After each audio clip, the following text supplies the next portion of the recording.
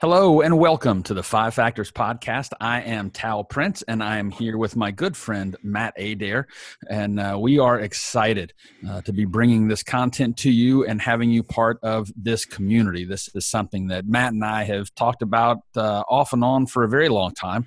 We just didn't know this is what we were talking about. Yeah, no kidding. This is we've always wanted to work together, and we just never really knew how that was going to fit. And God, in His providence, has now finally brought that to light for us, and we are excited about it. And so I want to welcome Matt to his own podcast. Matt, I'm good. I was wondering if we were going to have to break down the word providence for some people who don't use big words because they're smart. There are many big words. We don't want to use the podcast as a cudgel, for instance. Okay, so I just made a joke there, but tell us about cudgel. I find that interesting.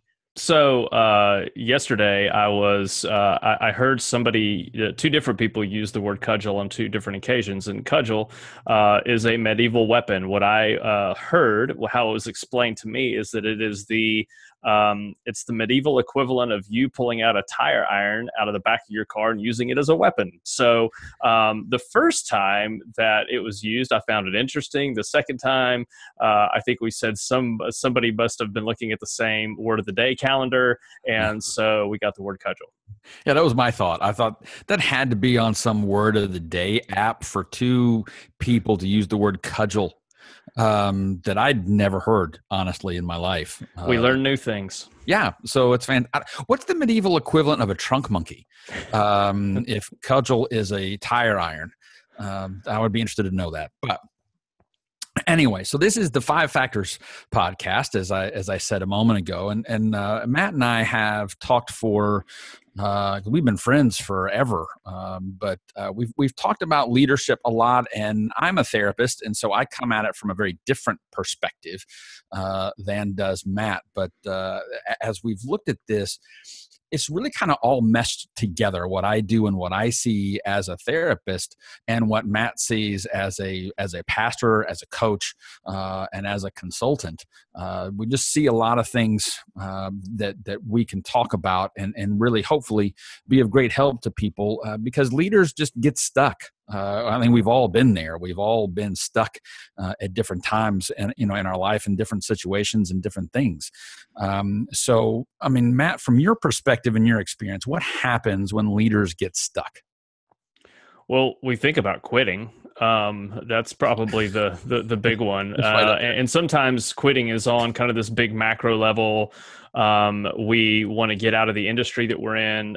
Again, as a pastor who works a lot with churches and church leaders, a lot of ministry leaders, we want to get out of the quote unquote ministry. Or maybe we just feel like we need to leave our church. We need to be in a different context, or maybe we just find a way to just sort of slowly slink back into the bushes like that Homer Simpson meme out of particularly difficult situations because we don't know what to do. We don't know what to do next, which in the end is at the heart of leadership is just the ability to be able to make decisions, to really focus on the next thing and to do the next right thing. Mm-hmm. Yeah, I mean, I think some people see it as burnout. I think a lot of what gets classified as ministry burnout is just, man, I'm stuck. I'm stuck and I don't know what to do or where to go right now. Yeah. And in my world as a therapist, I work with a lot of pastors. I have a lot of pastors that are clients, which should not come as a shock to anyone that's done ministry at any level. But there's often a just emotionally stuck, or stuck with a controlling behavior or habit that they deal with, that they use to medicate the discomfort of being stuck, right? And not knowing where to go, not knowing what to do, and then fear and anxiety come to the party, and then it's just I got to get out. Okay. So let's talk about what we've put together to help people in these positions. Yeah. Well, as we kind of started talking about the state of leadership inside the church, one of the things that we began to notice is that The church for the last, I don't know, 30 years has become more comfortable talking about leadership. But what we tend to do inside of church world is we tend to find the part of leadership that we think is most critical at the moment. So we could certainly talk about spiritual leadership and how important it is to be spiritually healthy. That's obviously critical, probably the bedrock and the foundation.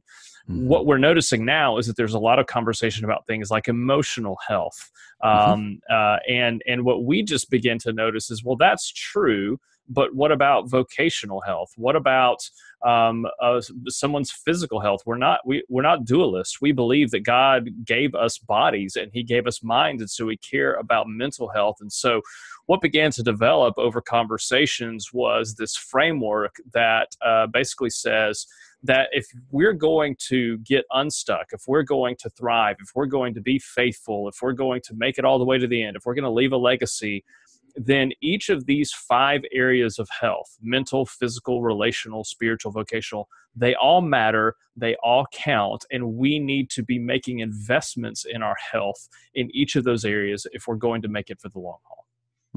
Yeah, I absolutely agree, with all of that. And I see that all the time.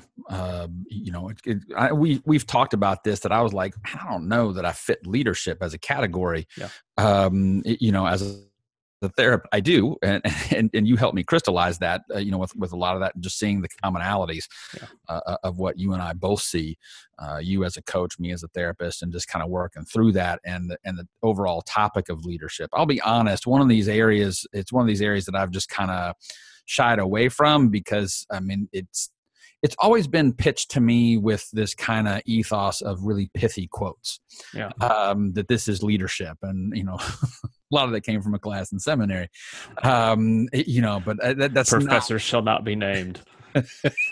to protect the someone innocent. So I just had I had an inappropriate view of it, really. And so it's a lot of things that you've helped me through, kind of working through and seeing, I get this. And Dan Allender's a big influence on me and my views of leadership. And so that's all been very, very helpful. So let's talk about this overview now of the 5 factors. We've said 5 factors now several times. Give us an overview of what those 5 factors are. Yeah. So again, the 5 factors are really focused around really these different areas of health. So when we talk about mental health, we talk about if you're healthy, then you're resilient. There's a particular mindset. There's a particular way that you're continuing to learn and grow mentally. And then there is a way that you are growing and developing emotional intelligence. That's the first factor. Resilience. The second factor we call strength, because we feel like physical health matters. And in the end, the things that contribute to your physical health are pretty simple. It's how are you sleeping? What are you eating? Are you moving enough to be able to keep your body physically strong? And so we're not talking about a particular picture of strength. We're not talking about somebody becoming Mr. Olympia here or becoming the next CrossFit champion, but we're talking about somebody who is able to have the strength to be able to physically go about the work of leadership. The third factor we call presence, because we're talking about relational health. That's everything related to your family, your spouse, your kids, your friends, the people who are in your that were under your leadership, people who are following your lead. How do you relate to them? And the importance there of us being present really at every single turn. And we'll link up an article, Tal, that you just recently wrote about this. So maybe jump in there and talk a little bit about relational presence and how that's critical, and even some of the emotional components of that, because as we keep talking about the 5 factors, you're going to see that there's an interplay between all 5 of those. And so I love this article because you're really talking about relational health, but you're also talking about the importance of emotions and staying present with others. Yeah, I think we've all had that experience of having somebody say, "Are you here? Are you with me right now?" Or, I mean, a lot of us have had that fight with our spouse. Well, you're not paying attention to me. You're not here. Or when you're here, you're not really here. I think a lot of us have had that experience. I see it all the time in my office with couples. One spouse is claiming the other one is not there, and the other is saying, "I'm sitting right here." Yeah, okay, physically, yes, you're present.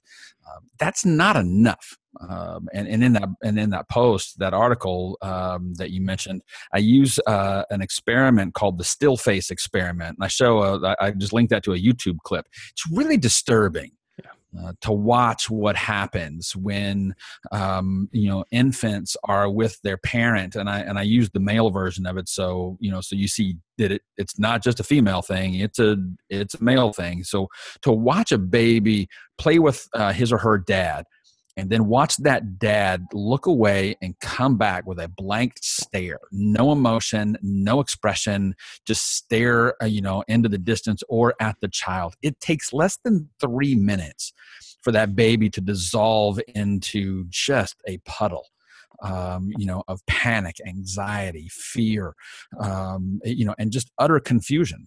So being physically present in a relationship is not enough. We've all stonewalled people, and we've all been stonewalled. It's distressing. It's not a great leadership technique. It's not a way to do things. But how do we then move from, well, that's kind of what I do. If I have a disagreement with somebody, that's what I do. I just kind of stonewall them, or I just try and sit there and get through the meeting. And we've been in those uncomfortable meetings. But how do we stay present in that and not just kind of mentally and emotionally check out and just survive the hour? It really comes down to being able to be present for myself and check in with my emotions. How am I feeling right now? What am I feeling right now? And most of us really don't know what we're feeling at any given moment. I write about in there my experience in rehab, where I was asked, "How are you feeling today?" And the first response is what most people say, particularly men. We say, "Good." And Yeah. then you were immediately told, "Good's not a feeling. Good's not an emotion." And so then men go, "Fine." No, that's not an emotion. And we don't really know. And so I'm in a room with, captains of industry, attorneys, surgeons, and we're pointing at cartoon faces on a wall because we don't know an emotional vocabulary. But that's a major building block to building presence, being present with myself. What am I feeling? Why am I feeling that? Asking myself those questions. That allows me to stay present in a conversation and learn that I can handle uncomfortable emotions and be fine. Yeah. So that's a big part of that. And so I'm sure we'll talk and write a lot more about, how emotional intelligence plays into relational health. But you got to know you first. Yeah. I mean, I think the whole thing of, empathy, self-awareness, the things that make up emotional intelligence, I mean, there is a reason why it's become a thing over the last 20 years, and really in the last several years within the church world and even the broader leadership space. You're hearing a lot of conversations about that because it matters and it's important. And so when we talk about both resilience and presence, mental health and relational health, both those things connect. Physical health, it matters. The other two factors, so we talked about resilience, mental health. We've talked about strength, physical health. We've talked about presence, relational health. Hope is really the heart of spiritual health. And so when we think about that, we're thinking about a rhythm where we listen and respond to God, where we're taking time, we're slowing down to actually listen to God and to be with God. And those are things that for a lot of us in the church space and as pastors, I think we know that. We'll head nod that all day long. But I can tell you, based on the results that we've gotten from surveys and feedback, that again, because these are all interconnected, you show me somebody that's unhealthy in any one of these parts, I promise you that they're not as spiritually healthy as they would like to be. And so somebody who you can look at and see as a spiritual giant, well, I want to check some of these other areas and make sure that those things are all in play together. And that really leads us into the last part of vocational health, which we call ambition, because ultimately, as leaders within the church space, within Christian ministries, and we want to be ambitious for the glory of God. But what we also want to do is not become leaders who basically settle. because we do have an ambition for the glory of God. Each of us have a calling, we have vocations, we have an assignment, and we want to play our hand well. But the challenge is that we don't know how to, we're not sure that we're in the right space. So there's a lot of conversations that we have with leaders who are wondering, should I go be doing something else? Should I be in a different place? Should I be in a different role? The struggle and the challenge of developing other leaders, being able to really finish well and leave a legacy, all that plays into this. So those 5 factors, those different areas of health, it all works together to give you the best possible opportunity to be the leader you want to be, to become the best version of yourself. And that's really what we're after here. We're going to talk about leadership, but we really care about you as the leader, and you as somebody who's been created in the image of God, somebody who's loved deeply by Jesus, understanding that and living that out and seeing leadership as an aspect of your humanity.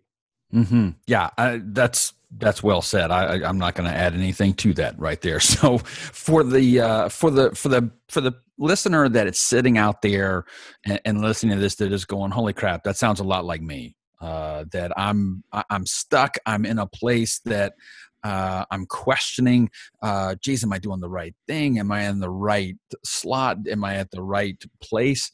Or gee, my family is falling apart, or gee, I'm really having a hard time with just a lot of these issues. And I hear this, I hear these 5 factors and I identify with that. How are we going to help that listener? Yeah, well, I mean, first off, I hope we have a good time doing this. Life is a pretty serious thing, and I think there's a great benefit in being able to laugh through a lot of this. And we tend to laugh a lot when we are talking and spending time together. So that's our hope, is to bring a little bit of our life together into this. But the 3 things that I would say that if you kind of go with us on this journey on this podcast, one is that we're going to bring clarity, and in 2 particular ways. One is I tend to think in terms of systems and frameworks and processes all the time about everything. And so I think that one of the things that we want to do is to take some of the topics and some of the situations that we encounter as leaders, and to be able to stop, kind of deconstruct it so you can actually make sense of it. That's the benefit of good framework, is it basically helps you translate what's going on. And so I want to do that. I also think that we're going to be able to bring clarity because Tal is a therapist and a counselor, but his path and his journey has allowed him to be able to pick up on some of the nonsense that comes out of the Christian counseling world. And so there are some good things that happen there, but we want to kind of cut through the fog and some of the noise in certain Christian counseling circles to be able to get to the heart of how the reality of who Jesus is and what Jesus has done impacts you as a leader. So that's the first thing, is we want to be able to bring clarity. Second is we want to be able to bring momentum. So this is a conversation between the 2 of us, but we believe that you as the listener, as a fellow leader, is part of this journey with us. And so we want to clearly say, hey, here's what we're talking about, but it isn't just us hanging out. We want to give you very clear next steps to take so you can continue to grow as a leader. And that should lead to results. In the end, we want to be able to do whatever we can to help you as the leader become who God made you to be. We want to help you make the most out of the opportunity that God has given you. And so, by God's grace, we hope to see that we can help you continue to grow and evolve as a leader, that there's going to be real results in these different areas. And so I can't wait to hear some of the stories that are going to come out from the lives of the men and women that we're able to help through this podcast. Yeah, I'm looking forward to seeing the results. I really am. I'm always encouraged by seeing people. I mean, you and I have both helped people in these capacities, not knowing that's what we were actually doing. Yeah. And to see their journey and to see them improve. There's not a better day for a counselor than when we terminate a client because we're done. I mean, We've made progress here, and we've achieved a goal. We got you to where you wanted to be. There's no need to come see me every week. That's a fantastic day. So anyway, we've kind of laid out what our process is, what our thoughts are. But there's people I make up that are listening that don't know who we are. Yeah. The unfortunate souls who stumbled onto a random podcast. Yeah, it's like podcast roulette. Why not? Give it a whirl. Sure. So Matt, tell our listeners that have stumbled upon us by complete error who exactly you are.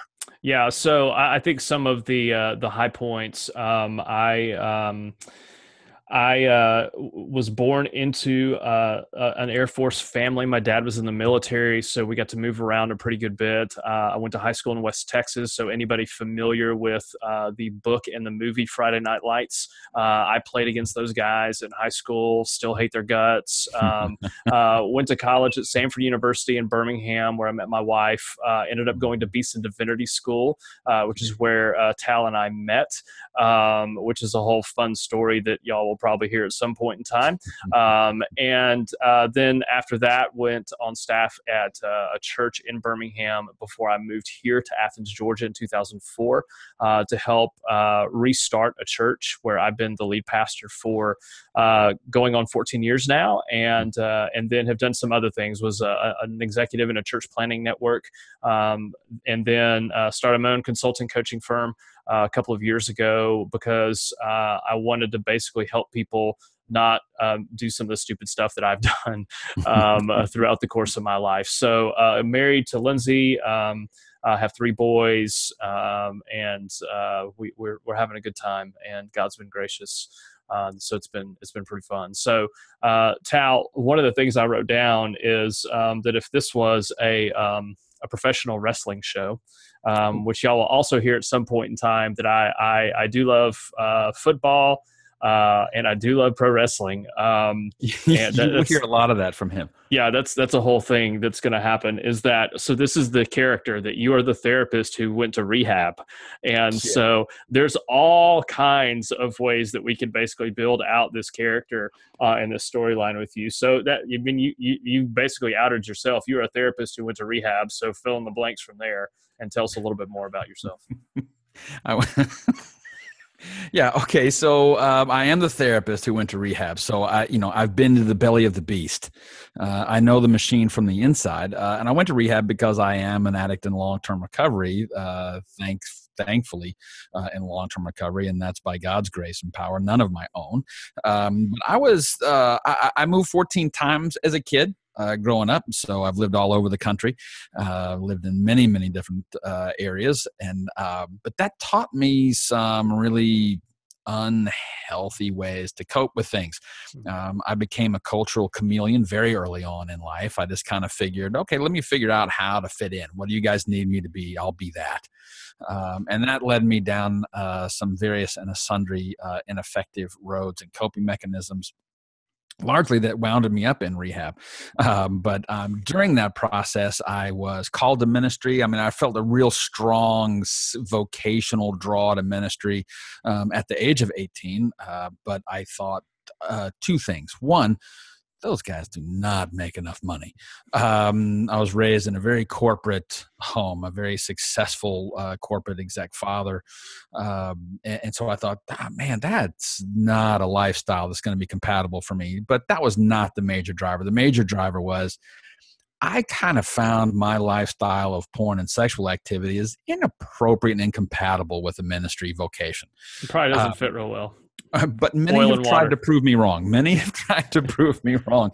I call many of them clients. So this is, so I didn't do that. I went into international business. I became a corporate guy. I was in my last job. I was the sales manager for the Asian Pacific and Far East Rim, for a large paper exporter. At the time, the second largest paper exporter in the country. So responsible for about $400 million in sales a year. Doing it's that. A little bit bigger than most people's budgets in their church. Maybe. So I was doing that. I was traveling a lot. I was spending about 4 months of my year out in Asia. But through all that, and I was married. I married Teresa, so we were fighting through things because I was still active in addiction and just hiding that. I thought fantastically well. She did not. But so through all that, though, I left that job and came back to ministry. That's what got us to Birmingham, Alabama, to go to Beeson, where I met you. So the rest of that is an ever evolving history. But I began to get well through that process, and then planted a church for addicts, and so pastored a recovery model church for a number of years, and wound up on Sirius satellite radio, doing a weekly show, there on Sunday nights, and did both of those for 6-7 years. And so I've got a little bit of experience with that. Then I decided, hey, what I really do and what I've done really my whole life is I'm a counselor. That's what I do. I was always that guy that people came to with like, okay, I'm stuck with this. What do I do? So I finally decided to go to get another master's degree, because why not? And so I got a master's in clinical mental health to go along with a master's of divinity.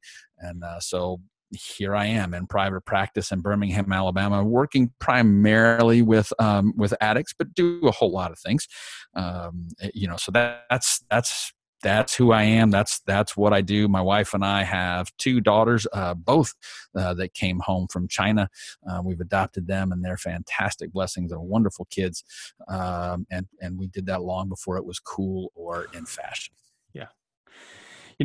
I do think that, all jokes aside, one of the things I love about this idea, the reality of you as a therapist, has been to rehab. The same thing that I've loved as a consultant and a coach who's still a pastor is the fact that for anybody listening to this podcast, they're not going to get theory. Now, we want them to get the best in terms of research, in terms of what's out there. We don't want to just basically give our spin on things. So we want to be data driven. We want to help people with really what reality looks like out there. But this is stuff that we're still living out. This is we are not just the president of the club. We are clients as well. And so that's what I'm looking forward to in this journey together. And we're looking forward to it. I mean, the fun part about starting a podcast is you got to start somewhere, and this is where we've started today. And so if you're listening to this, our plan at this point is to drop one episode a week, and basically to, again, have conversations about the type of things that we've been talking about here. Regarding leadership in these different areas of health, because that's what we want. If you're going to make it for the long haul, you need to be healthy. And so that's really what we're going to be after here in doing that. So here's what I want you to do today at the end of this first episode is that I want you to go to the show notes, and we've created an overview of the 5 factors. If you were listening, and I know how I listen to stuff, I'm rarely listening to podcasts sitting down taking notes. I'm usually driving, I'm doing something. It's kind of going on in the background. So if you were kind of paying attention to our kind of overview of the 5 factors, go into the show notes, and we've created a very short, sweet overview that you can grab, you can download for absolutely free, and you'll be able to dig into a little bit of these concepts. It'll kind of be your guide as we continue this journey together, because this is the framework that we're going to use to kind of guide our conversations as we kind of make our way. And so when you're in the show notes, we'd obviously love for you to subscribe, so that you don't have to remember to download the episode. You subscribe in your favorite player, and then we'll show up there every week, and just to continue this conversation together. So, Tal, it's good to get this thing started with you, my friend, and looking forward to our journey together with our friends here on this podcast. Me as well, my friend. I think what excites me the most is a lot of this is just it's come out of the relationship that you and I have, and I think really our heartbeat is we want everybody to have these types of relationships, and so looking forward to helping others along that way. And so thanks for allowing me to be a part of it, and looking forward to it. Yep, that'll be good. All right, everybody. Until the next episode, hope y'all have a great rest of the day, and God bless you.